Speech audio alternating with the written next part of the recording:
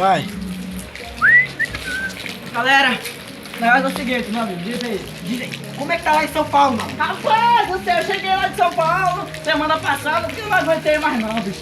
Lá tá faltando água demais, bicho. Tu é doido? Eu fiquei uma semana sem banhar lá, bicho. Uma semana. E aqui, como é que E tá? aqui eu vejo esse negócio aqui, ó. Eu fico chorando, mano. Olha aqui, ó. Aqui, ó. Ó, Eu caí na rua.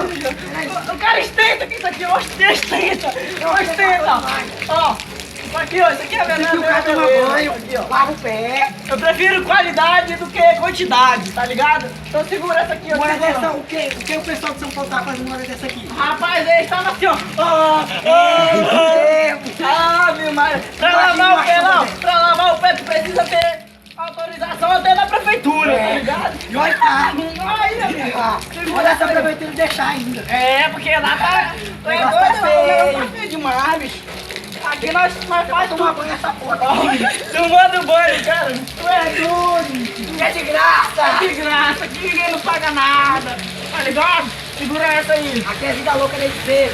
É, aquele calor aqui, ó. Então bora cantar aqui, ó. Olha, água mineral. É ritmo de carnaval, né? Então bora cantar mais um pouquinho. É. Olha,